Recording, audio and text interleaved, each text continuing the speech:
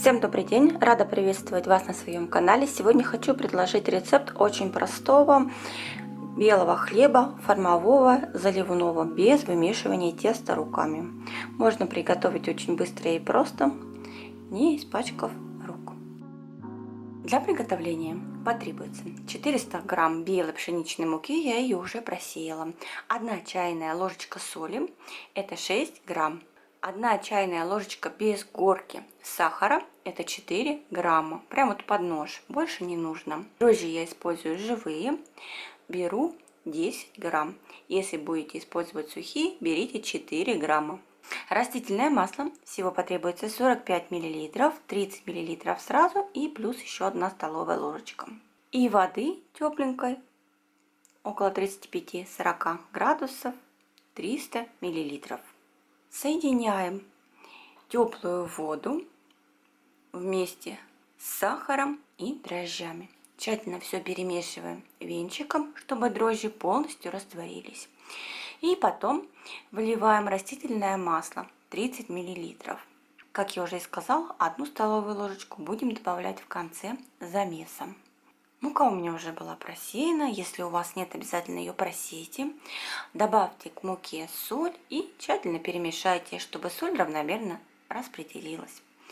И потом я примерно делю муку на 2 части, всыпаю 1 часть, перемешиваю лопаткой, либо также можно взять миксер с насадкой крюки, чтобы облегчить себе работу.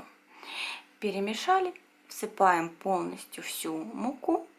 Больше муки не добавляйте.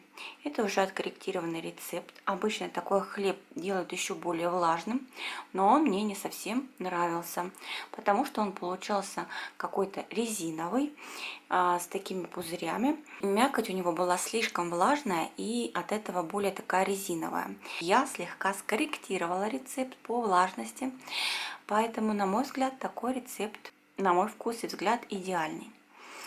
И после того, как вы перемешали всю муку, в самом конце введите еще 1 столовую ложку растительного масла. Этим мы убиваем 2 зайцев. Во-первых, все хорошо тщательно соберется вся мука со стенок миски. И во-вторых, хлеб будет более нежным и не будет крошиться. И в итоге у вас должно получиться вот такое вот тесто, достаточно влажное, не текучее, но и не плотное, лениво падающее с ложки или с лопатки. Тесто прикрываем, на 30 минут оставляем в теплом месте.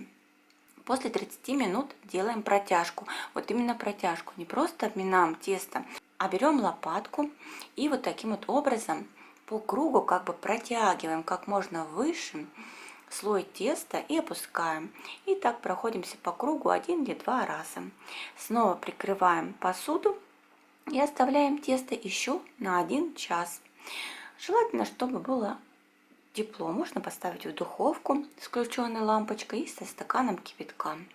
Тем временем, пока тесто подходит, подготовим форму. Форма у меня прямоугольная, размером 23 на 11 сантиметров. Смазываем ее сливочным маслом, либо оливковым, как у меня. Обычным растительным маслом не советую смазывать. Тем временем тесто вот так шикарно подошло, подходило у меня ровно 1 час второй подъем. В итоге 1,5 часа нужно, 30 минут первый подъем и 1 час второй подъем. Тщательно его обминаем, выпиваем все пузыри воздуха и перекладываем тесто в смазанную форму. Берем лопатку и стараемся немножечко растянуть, более равномерно распределить тесто по форме. Каким-то гладким его не нужно делать, здесь это не особо важно, сейчас оно само распределится по форме во время подъема. Просто распределите, чтобы не было зазоров по форме. Обязательно прикройте пленкой, либо каким-то пакетом чистым. Я прикрываю той же самой пленочкой и оставляем еще на 40 минут. Тесто через 40 минут вот таким вот образом хорошо подошло фактически до края формы. Духовка к этому моменту должна быть разогрета на 200 градусов и выпекаем. Готовый хлеб издает вот такой глухой звук. Иногда я формовой хлеб возвращаю еще духовку минут на 5, чтобы донышко еще немножечко подпеклось, но это совсем не обязательно. И таким образом хлеб у меня выпекался ровно 40 минут при 200 градусах, и плюс 5 минут я потом его вернула, чтобы немножечко донышко еще подсушить. Дайте полностью охладиться хлебу на решетке. И вот такой вот замечательный хлеб получается. Подходит ко всему. Идеально сбалансированный вкус по соли и сахару. Не крошится. Можно нарезать очень-очень тоненько. Вкусный. Не слишком влажный, но и не слишком сухой. Мне кажется, рецепт просто отличный. Приготовьте, попробуйте. Обязательно напишите свои отзывы внизу в комментариях. Поддержите меня пальцем вверх. Поделитесь этим видео с друзьями. Напишите комментарий. Это помогает моему каналу развиваться. Всем спасибо за внимание. До скорой встречи в следующем видео. Вкусного всем хлеба!